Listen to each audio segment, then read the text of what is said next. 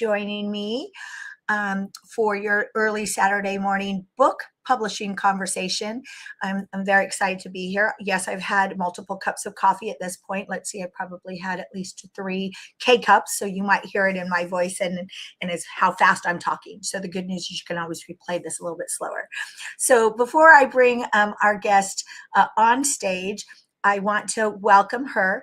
Her name is Natalie Bourne, and she comes to us from Atlanta, Georgia, born and raised. And she's got more than 20 years of experience as a strategy consultant. Her book is Rockstar, called Set It on Fire. We're going to talk about everything surrounding that book, which I have read from word one to word end, is what I say to my clients. I always read all of our client author books from word one to word end. She's the founder of Innovation Meets Leadership, IML Advisors, and IML Media, where she advises organizations and executive teams on growth, transformation, and strategic alignment. I met her at a conference. We're going to talk a little bit more about that. But she has held executive roles, including VP of Innovation and Senior VP of Business Development for large-scale enterprise-sized clients. And she's even worked to approve 2 U.S. patents. So there's so much I could read about her, but let's meet her and let's welcome her to the stage. Welcome, Natalie Bourne. Thank you for being here. Oh, thank you so much for having me. I'm so excited. Well, it's so nice to see you again. We saw each other in person. We met for the first time in April. So Yes. That's a year ago, but not really, but seems like, right? That's right. That's right. And I have to say, when we met, we were wearing the same outfit, and then we came online this morning and we did it again. Is that so funny? Oh darn it! I was going to have an image ready for this morning's stream, because last night I was at a CEO exchange event I'd never been to, and everyone was in black and gold, which was their colors. I didn't think about it. I'm in royal blue, and some gal head to toe walks in. So I actually got a picture of her, because I'm like, you know what? Someone taught me about being a twin, and it was you. And so I took twin pictures, because it was so funny when we met and you called me out, because I was listening kind of to you. You were in this, it was one of my favorite parts of this conference, as you were a speaker there and on the panel. And let's talk about that for a minute. But anyway, you called me out, so to speak, because I was on my phone, and all of a sudden I hear twin, and I'm like, what is she talking about? And it's because we were in head to toe red long suits. Yes. Pantsuits, head to toe, and then we both had a white top underneath. I mean, we were twins. Yes. And I'm happy to be your twin, because you're beautiful. And I'm like, yes, I am related to her. Look how gorgeous she is. So that's so funny. And then today. Yeah. So Twinned great again. minds. Love it. Great minds. All right. Well, actually, since I brought up the conference that was in Orlando, tell everyone about what you talked about, because it was awesome. So obviously, I'm in the innovation space with a book called Set It on Fire, The Art of Innovation. And so Crystal Parker asked me to come and speak on the topic of AI and innovation. And as you know, this space is moving so fast. So we kind of broke everybody up into smaller groups, because we didn't want to just talk to you guys for, an hour like a talking head. So we wanted to break it into smaller teams and have everybody actually engage with the content, figure out what is a real problem I can solve using AI. And then we talked about AI agents and all these different ways that we can actually engage AI in order for people to be successful in their day-to-day. So it was a blast. I had a really good time talking to everybody and just hearing people's ideas around how they wanted to use AI. Well, it was definitely interactive, which is always the best kind of, speaker situations, at least for me. I love that, as opposed to, like you said, talking head. And I know that it was very well received, because after your speaking, I was waiting to get your book signed that I love and read. But what I loved is I listened to the feedback from the people that were in line, and they know what, like you said, it's so changing. I mean, this is such a so dynamically changing in huge ways, at huge speed, that no one knows everything. No one can, right? That's right. But then I try to step back and not be surprised so much when I take on clients that haven't used it, or when I talk to colleagues that don't know this or that benefit. You taught me some new benefits, and I'm sure there's like a gazillion more since then. It's Yes, really, and I I'm think it's a really constantly learning exciting time. too. Yeah, And here you're in that, that field and that. And, I think it's just exciting. I think it's exciting times, yeah, for all of us, to be honest. It's incredible. But yeah.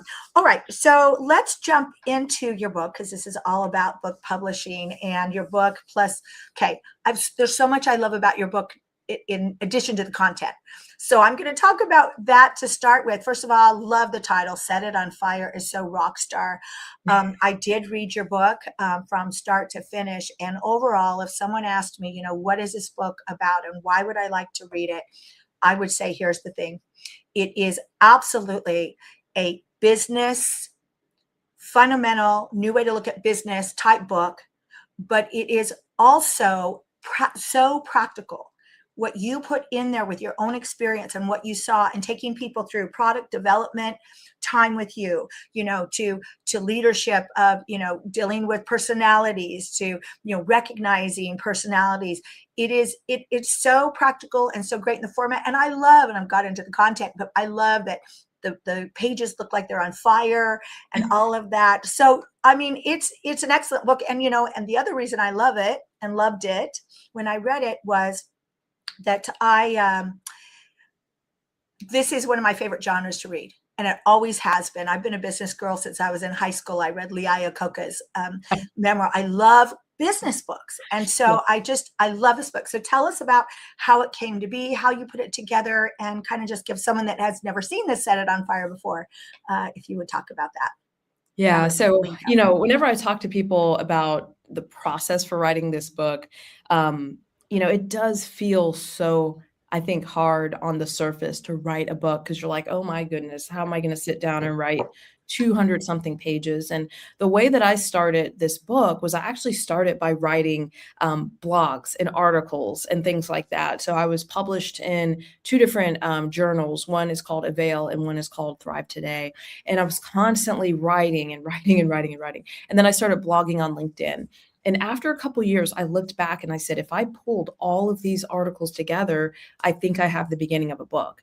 And that's not to say it still wasn't a little bit hard, because, after you get your first draft ready, you'll send that off and usually you'll get some feedback. And the feedback from the publisher at the time was, you need to lengthen this by double. And I'm like, oh no, I thought I was at the finish line. I'm actually at the halfway point. So I had to go back and say, how do I lengthen this and add value without repeating myself? Because I think for some people, that's their concern with books, right? Like, how do I write a book that doesn't just repeat what I'm saying over and over again?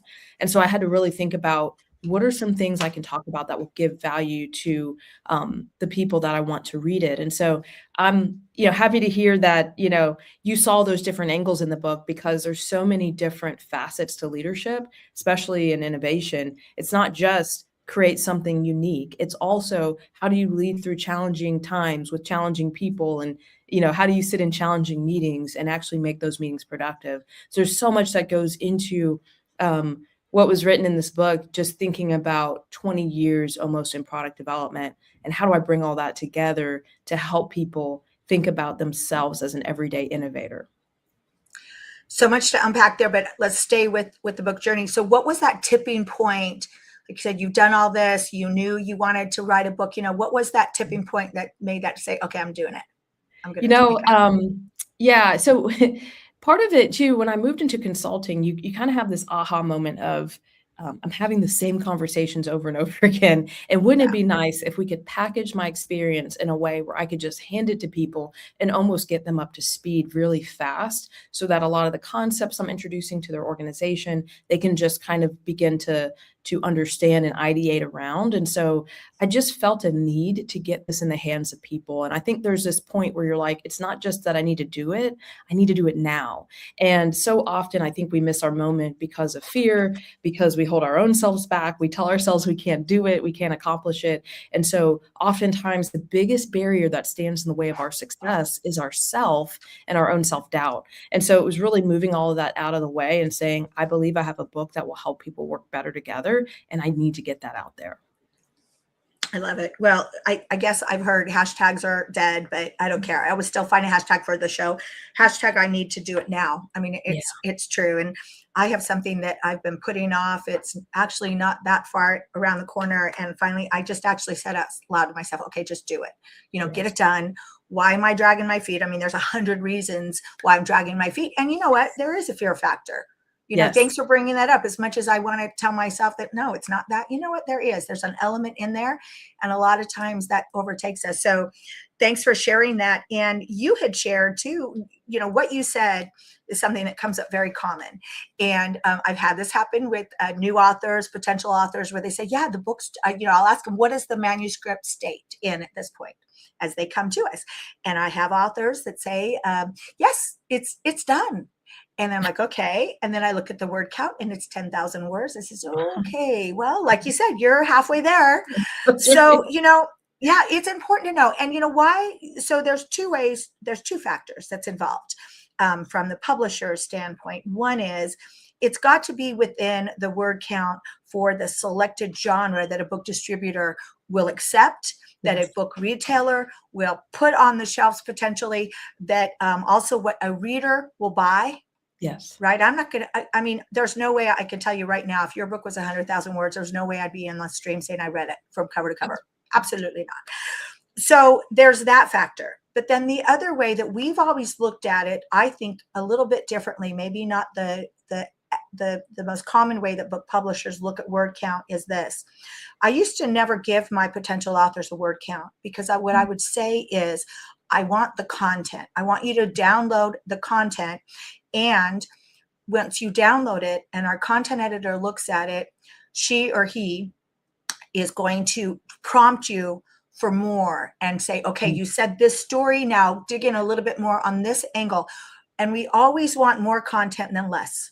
Yeah. Right? We always want more. So I really hesitated on saying it should be a certain word count because I don't believe you should ever be writing towards a word count. You should be writing towards the point you're trying to make, and then we can edit it down to I love that. It's I love always been so, but it's a struggle, and there are, it is a struggle because you've got those other elements involved. So I'm so happy that we're talking about that because it's a factor that comes up. I do, And you said something important that I wanted to mention. In the business genre, it has to stand up next to the other books that are in the business genre. So one of the things that I did when I first kind of was in the process of writing is I just went and sat in Barnes and Noble, and I sat from far away, and I just stared at the shelves, and I was like, what's popping out at me? And it was, for me, it was the red books and the orange books. And I was like, ooh, those are just popping off the page at me. I want to go over and grab one of those off the shelf. And so that's why I decided, one, I mean, my brand is orange, but two, I just really enjoyed, being able to get a book that kind of pops off the shelf. And so yeah, I mean, I think that there's a whole psychology that goes into it, right? If it's too flimsy, people will think, I don't want to pay this much money. There's not a whole lot in there. If it's too large, people are like, I don't have time to read all of these pages, 50 chapters. So I do think that there's a psychology to the end user, in terms of what will be enticing for them when they're thinking about your book as well. 100%. It's called the anatomy of the sale. The psychology is the anatomy of the sale, right? And there's like 4 or 5 steps. I think I'm going to cough here. Hang on for 1 second. Talk about what you do today while I cough. Yes. Yeah. So while she coughs, my background is in product development. That's why I wrote this book, Set It on Fire, in the innovation space. But really, my premise was a little different, where I want everyone to believe and know that they can innovate. And so that is really the premise behind this book. That's why I wrote it, is I just want people to know that they can be an everyday innovator. And I start this book out talking about, like, do you ever feel like you're missing something? Because I know growing up, it felt like there was a secret club that people were in that I didn't know about, right? Maybe it's if you work with, maybe in a male dominated environment, you're like, everyone goes plays golf on Friday afternoon and I'm not invited because I don't know how to play. it can feel the same way with innovation. And I wanted to just give people a business innovation playbook that they could wrap their arms around and that they could use in order to be successful in whatever they do, whether you're an entrepreneur starting a new business or whether you have been in a corporate setting for 20 years, just giving people a fresh perspective and a fresh way of looking at innovation. And so that's kind of why I love this book and this content, is because I really want everyone to be able to get their arms around what it means to innovate. Thank you, man. So that's a first one. I guess I get to have a first all the time of coughing on the live stream.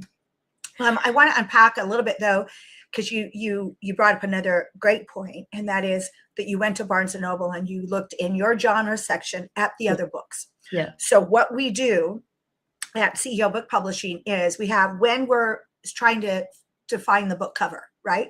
Which again is so important and part of that anatomy of the sale. We have a book cover intake form, of course, and basics like, what color do you hate?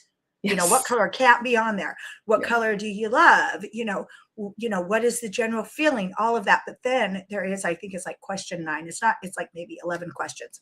Mm-hmm. Question 9 says, go to a retailer, go to some bookstore if you're able to, and go to the genre of your book. People say, well, I went to the fiction section. I'm like, we're writing a nonfiction, cookbook. So go to the cookbook section. So go to the section where your book is resident and go to the shelves and then pick out the books that grab you. Yes. And then put them on the shelves and then sit back. And why does it grab you? Is it the orange color? Mm-hmm. Is it the font? Look how great your font is. What is it? Is it that, it's just loud and big? Or is it that you like the cursiveness and the subtleness of the background, so that you can really define it? Because it's hard to describe that unless you're actually looking at it and seeing it there. And we're all drawn to what we like and what we don't like, just instinctively. And you've got to love your book, and it's got to be a marketable, amazing book cover that encourages people to grab it. So, and then we tell, authors that don't necessarily have a book retailer buy them, then to go online. Mm-hmm. Search online for that. But so, yeah, you did. No one even had to tell you that. You just figured it out. You're so smart.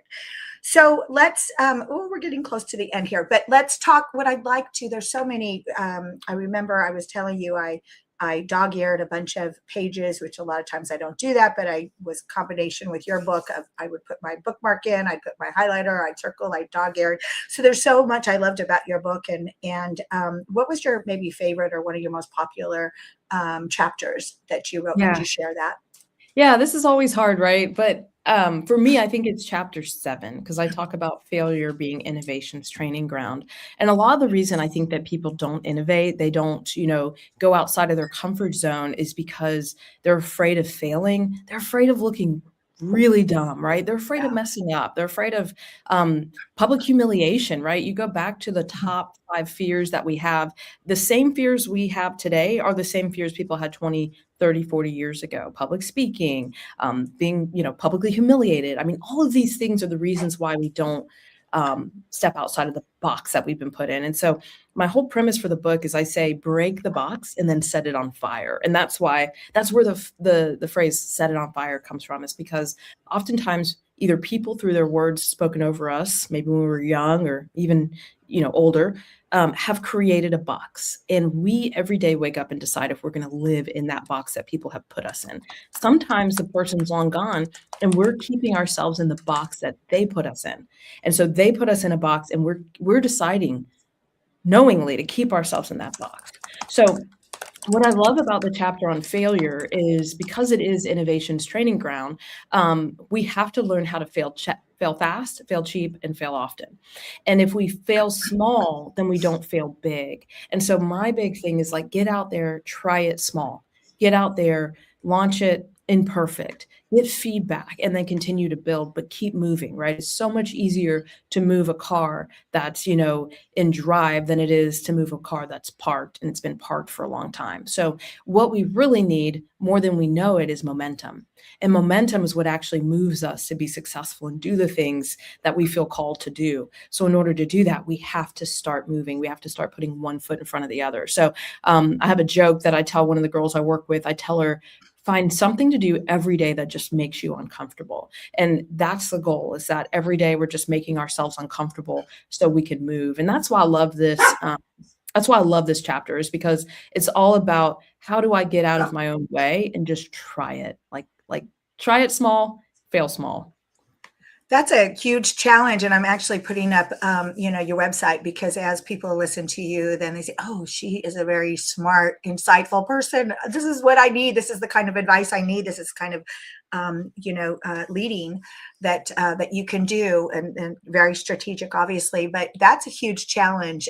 Find something that makes you uncomfortable every day. I mean, that's big. I remember years ago, one of my New Year's resolutions, this is a few years ago, and I should probably keep it every year, but it was, find a way to be kind to someone every day, in some way. And whether it's opening up the door or just saying hello or just acknowledging anything. And, it's, anything we do every day is a challenge, can be, unless it's part of our behavior.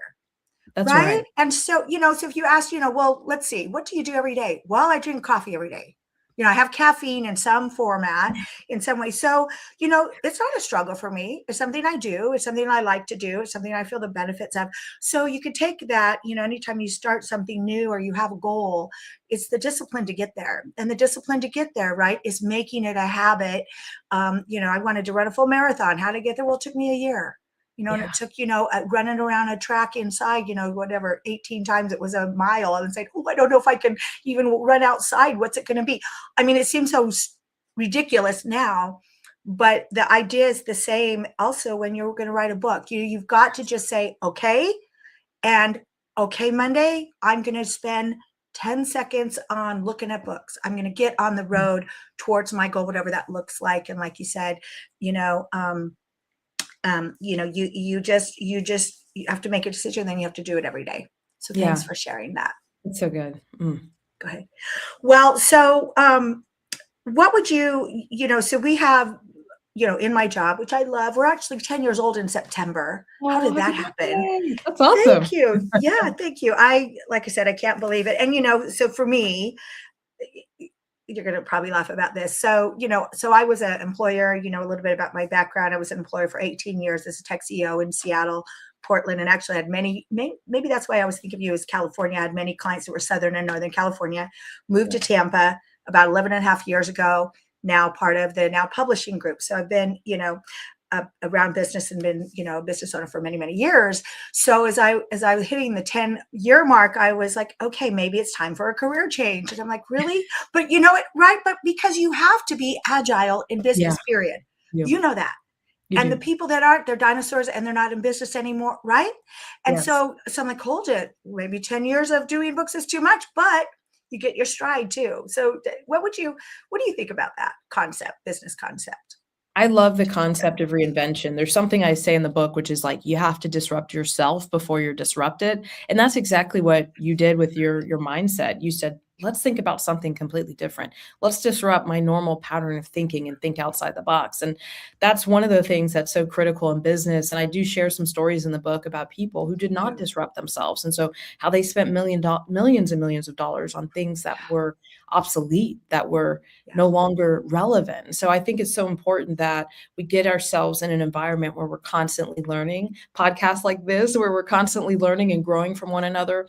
Also, reading is so important, I think, in our journey, listening to podcasts, doing what we can to get our thinking up to a higher level. We are the top 10 people we hang around, right? So when we think about who we're hanging around, if they're not growing, we're not growing. So we've got to be around people who are growing, who are thinking differently, and we have to constantly be expanding our horizon, doing something that we are, is going to make us uncomfortable every day. And so I know that sounds crazy and maybe a little hard, but I think that's the power of innovation. That's the power of growth, is that we're constantly pushing ourselves outside of our boundaries. So if you're thinking about writing a book, here is your sign. You need to do it, and you need to do it now, because some people I talk to, they're like, oh, I kind of missed my moment 3 years ago. I'm like, the next best time is now. So you got to get started today. Your first chance is your best chance. I just heard that the other day, and it's so right. And you know, if anything we learned from 2020, and I've said this a few times, maybe even on the stream, that you know that who knows, this world is treacherous, this Yes. world is dynamic, and change is inevitable. So you know, there's no perfect time to write a book. So I appreciate so much that you said do it. And you know what really gets me is that, since we're on this topic and we're almost ended here, is that you know I have had clients, I think I had 5, I stopped kind of counting or remembering, that were in the midst of writing a book and something unexpectedly happened and they passed away. Oh, And yeah, and so you know, in 10 years of doing work, and how many, you know, hundreds and hundreds of people that I've met with over the years, of course, you know, the stats are going to be there, but um, I love it. So, Natalie, let me put your book back on stage. I highly recommend it. And I'll tell you, let me make sure that people know how to buy it here. So, we've got innovationmeetsleadership.com is her website, but here also is the book. And you can buy her book on the website as well. But I got to tell you, I don't always read from cover to cover my guests' books. I always read my clients, my book publishing clients' books from cover to cover, of course, because that's our business and our company, but I don't always have the time. I'll sometimes skim, but your book was very interesting, was kept me engaged, was so right on. I'm like, yes, 100%. And like you even just shared in that story, you know, you showed a story that was, I think it was a team that you were the lead of, that was building a product that no one asked for, which yes, seems obvious, but yet, I mean, it can happen to very smart people. You yes. know, so again, growing and learning and knowing and innovation and all tech that you share, I thank you so much for being a part of this stream. And thank you all. Please connect with Natalie. She's got wonderful content on LinkedIn as well. I'm a big LinkedIn fan. So please connect with Natalie Bourne. And thank you for being our guest author. Oh, thank you so much for having me. This was an absolute blast. And I just want to read this quote to us real quick from Les Brown. It says, "The graveyard is the richest place on earth because it's here where you'll find all the hopes and dreams that were never fulfilled, the books that were never written, the songs that were never sung, the inventions that were never shared." So let that not be true of us who listen to this today. Thanks for having me. Thank you. Thank you. And bye, twin, until we twin again. Until we twin again. All right. Bye bye. Thanks, everyone, for joining. See you next Saturday.